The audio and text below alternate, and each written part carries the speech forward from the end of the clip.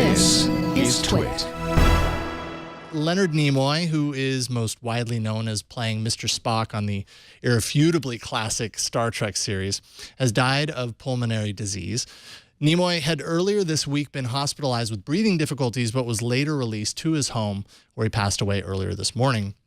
Now, obviously, Nimoy was a cultural icon, particularly in the tech community, and as such, tributes began flooding in throughout social media, most citing Mr. Spock's popular catchphrase, we've all heard it, live long and prosper.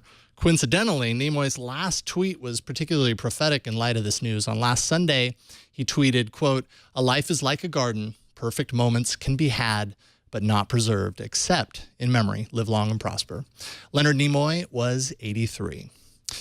We've all seen and heard plenty about Apple's plans for its futuristic new headquarters that looks more like a gigantic spaceship made of glass than anything else. Not to be outdone, Google is also working on building its new offices from scratch, and the plans are pretty remarkable. Google is working alongside Danish architect Bjarke Ingels and London designer Thomas Heatherwick to create a new campus in Mountain View, California that's meant as much for Googlers as it is for residents. For residents, the expansive grounds will indeed be open to the public, including bike paths and retail locations for businesses and restaurants to inhabit. But for employees, the structures will be constructed of lightweight materials that are both translucent to let in as much outside light as possible, and get this, movable, meaning teams that work in one section could actually move that section to another area of the campus to allow for more accessible collaboration. Kind of crazy.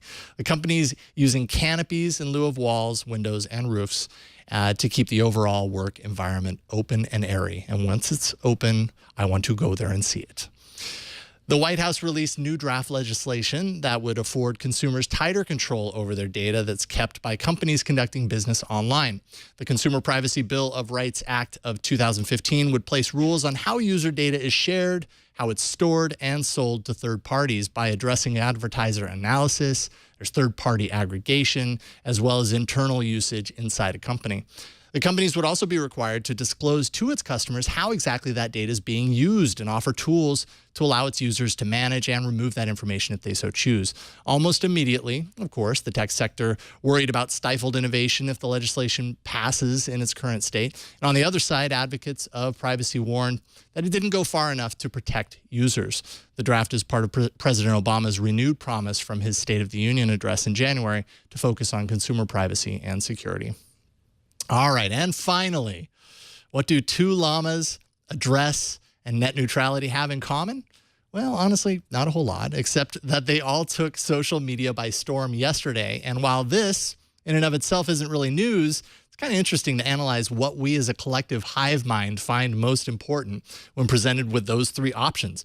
So first, what am I talking about? One, two llamas ran loose on the streets of Arizona, and a live stream was there to pass video of it onto the world in real time. Two, a picture of a striped dress has people taking passionate sides on whether it's white with gold stripes or blue with black stripes.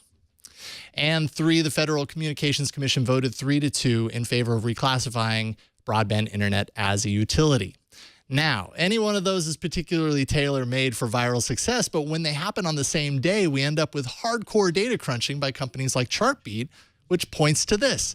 The llamas, though passionately followed, were but a blip on the radar. I thought it was pretty cool. The net neutrality ruling, a complicated but long-awaited outcome, had some uptake at first and then totally petered out. Right about the time that the damn dress came into the room and everybody started staring at it for hours. Yep, we all stared at that dress for a long, long time.